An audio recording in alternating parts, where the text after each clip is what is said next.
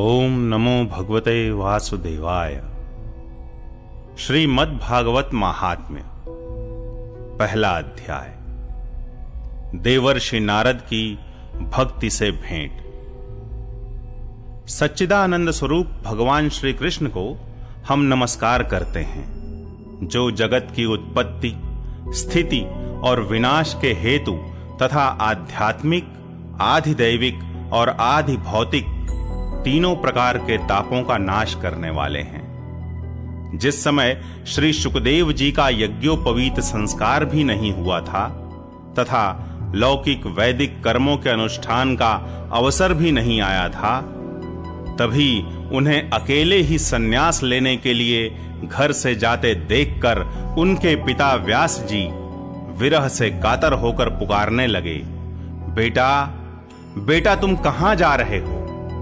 उस समय वृक्षों ने तन्मय होने के कारण श्री शुकदेव जी की ओर से उत्तर दिया था, ऐसे सर्वभूत हृदय स्वरूप श्री शुकदेव मुनि को मैं नमस्कार करता हूं। एक बार भगवत कथामृत का रसास्वादन करने में कुशल मुनिवर शौनक जी ने नैमिषारण्य क्षेत्र में विराजमान महामति सूत जी को नमस्कार करके उनसे पूछा।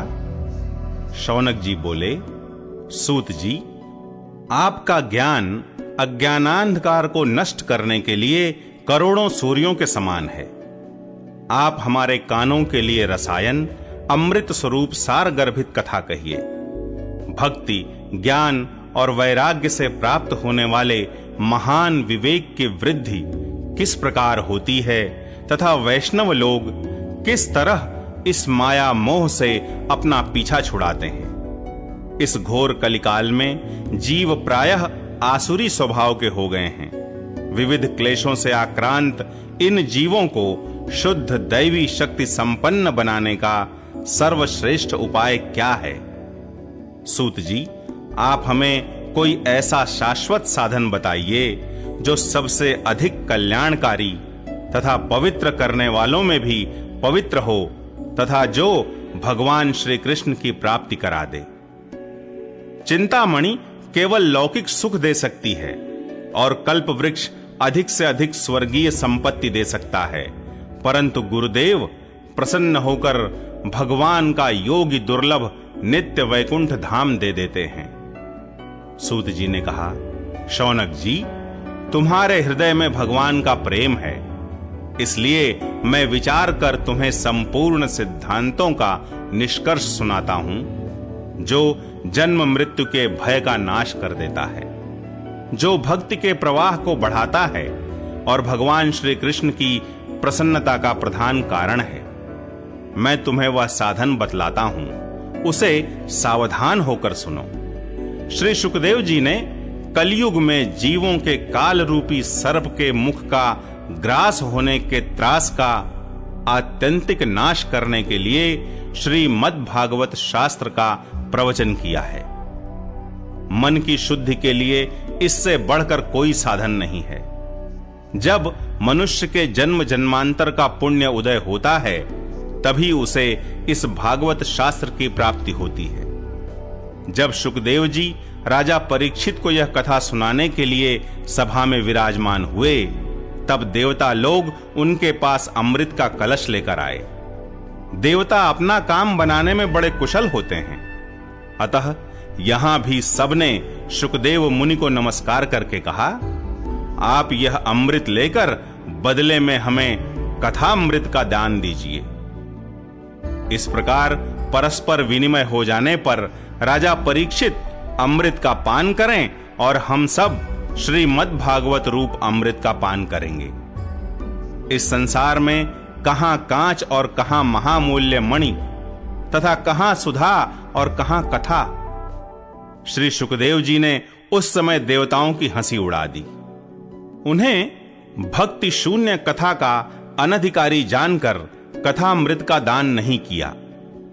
इस प्रकार यह श्रीमद् भागवत की कथा देवताओं को भी दुर्लभ है। पूर्व काल में श्रीमद् भागवत के श्रवण से ही राजा परीक्षित की मुक्ति देखकर ब्रह्मा जी को भी बड़ा आश्चर्य हुआ था। उन्होंने सत्यलोक में तराजू बांधकर सब साधनों को तौला।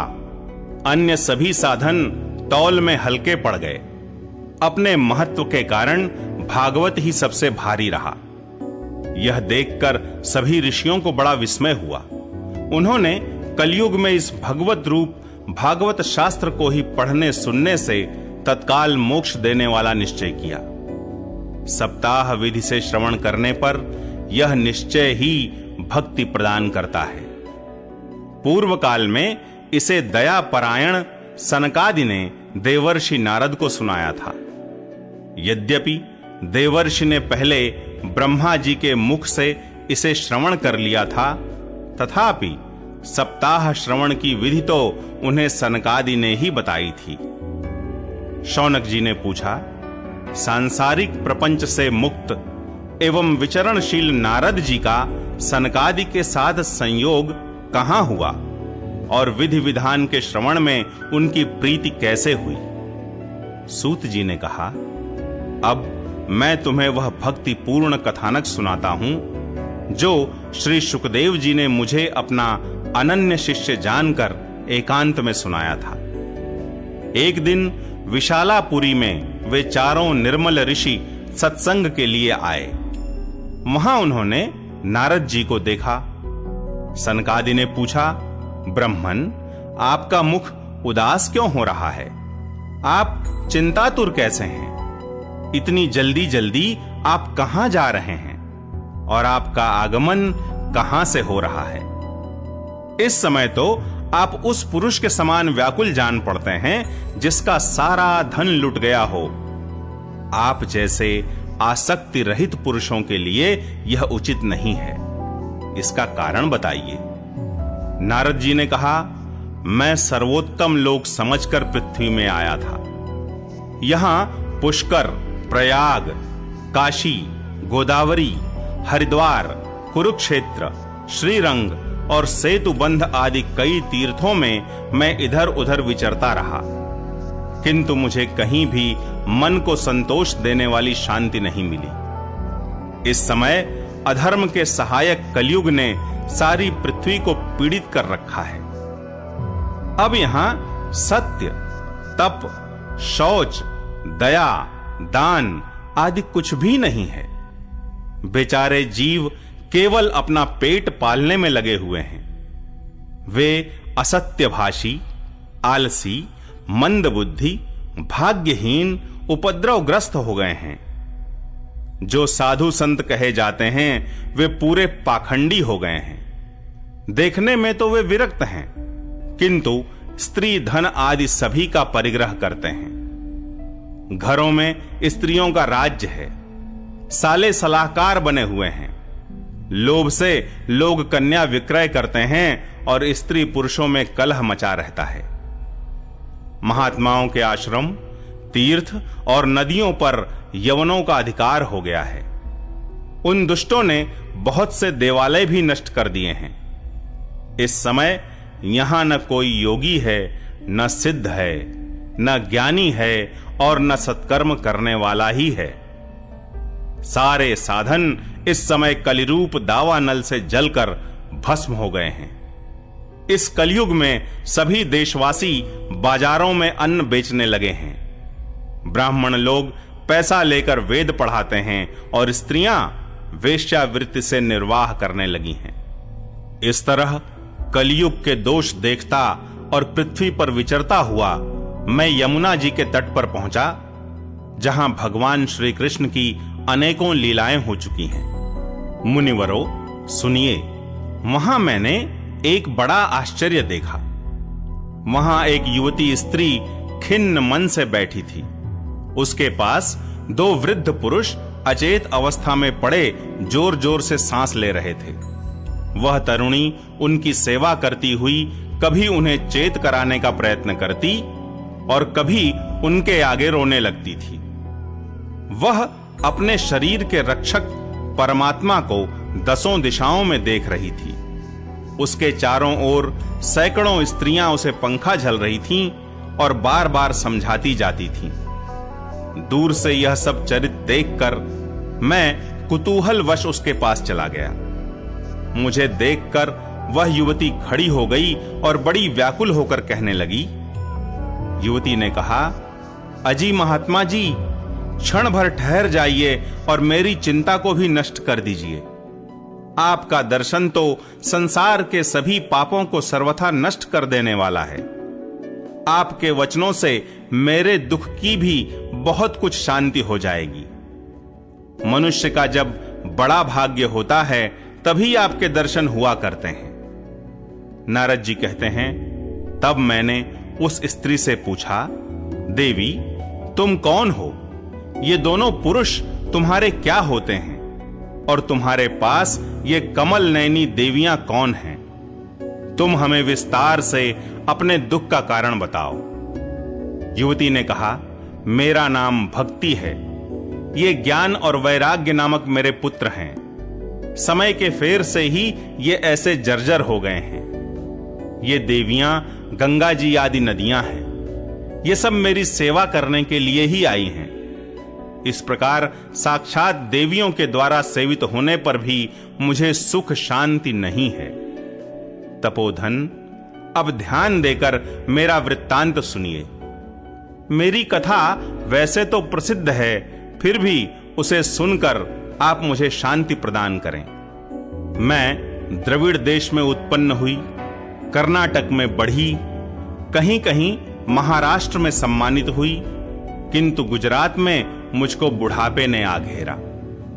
वहां घोर कलयुग के प्रभाव से पाखंडियों ने मुझे अंग भंग कर दिया। चिरकाल तक यह अवस्था रहने के कारण मैं अपने पुत्रों के साथ दुर्बल और निस्तेज हो गई। अब जब से मैं वृंदावन आई, तब से पुनः परम सुंदरी स्वरूपवती नवयुवती हो गई हूं। किंतु सामने पड़े हुए ये दोनों मेरे पुत्र थके मांदे दुखी हो रहे हैं। अब मैं यह स्थान छोड़कर अन्यत्र जाना चाहती हूं। ये दोनों बूढ़े हो गए हैं, इसी दुख से मैं दुखी हूं। मैं तरुणी क्यों और ये दोनों मेरे पुत्र बूढ़े क्यों? हम तीनों साथ साथ रहने वाले हैं, फिर यह विपरीतता क्यों? होना तो यह चाहिए कि माता बूढ़ी हो और पुत्र तरुण। इसी से मैं आश्चर्यचकित चित्त से अपनी इस अवस्था पर शोक करती रहती हूं। आप परम बुद्धिमान एवं योग निधि हैं। इसका क्या कारण हो सकता है, बताइए। नारद जी ने कहा, साध्वी, मैं अपने हृदय में ज्ञान दृष्टि से तुम्हारे संपूर्ण दुख का कारण देखता हूं। तुम्हें विषाद नहीं करना चाहिए। श्री हरि तुम्हारा कल्याण करेंगे। सूत जी कहते हैं, मुनिवर नारद जी ने एक क्षण में ही उसका कारण जानकर कहा। नारद जी ने कहा, देवी सावधान होकर सुनो, यह दारुण कलयुग है। इसी से इस समय सदाचार, योग मार्ग और तप आदि सभी लुप्त हो गए हैं। लोग शठता और दुष्कर्म में लगकर अघासुर बन रहे हैं। संसार में जहां देखो वहीं सत्पुरुष दुख से म्लान हैं और दुष्ट सुखी हो रहे हैं। इस समय जिस बुद्धिमान पुरुष का धैर्य बना रहे, वही बड़ा ज्ञानी या पंडित है। पृथ्वी क्रमशः प्रतिवर्ष शेष जी के लिए भार रूप होती जा रही है। अब यह छूने योग्य तो क्या, देखने योग्य भी नहीं रह गई है और न इसमें कहीं मंगल ही दिखाई देता है। अब किसी को पुत्रों के साथ तुम्हारा दर्शन भी नहीं होता। विषयानुराग के कारण अंधे बने हुए जीवों से उपेक्षित होकर तुम जर्जर हो रही थी। वृंदावन के संयोग से तुम फिर नवीन तरुणी हो गई हो। अतः यह वृंदावन धाम धन्य है, जहां भक्ति सर्वत्र नृत्य कर रही है। परंतु तुम्हारे इन दोनों पुत्रों का यहां कोई ग्राहक नहीं है, इसलिए इनका बुढ़ापा नहीं छूट रहा है। यहां इनको कुछ आत्म सुख की प्राप्ति होने के कारण ये सोते से जान पड़ते हैं। भक्ति ने कहा, राजा परीक्षित ने इस पापी कलयुग को क्यों रहने दिया? इसके आते ही सब वस्तुओं का सार न जाने कहां चला गया। करुणामय श्री हरि से भी यह अधर्म कैसे देखा जाता है? मुने, मेरा यह संदेह दूर कीजिए। आपके वचनों से मुझे बड़ी शांति मिली है। नारद जी ने कहा, बाले, यदि तुमने पूछा है तो प्रेम से सुनो कल्याणी। मैं तुम्हें सब बताऊंगा और तुम्हारा दुख दूर हो जाएगा। जिस दिन भगवान श्री कृष्ण इस भूलोक को छोड़कर अपने परम धाम को पधारे, उसी दिन से यहां संपूर्ण साधनों में बाधा डालने वाला कलयुग आ गया।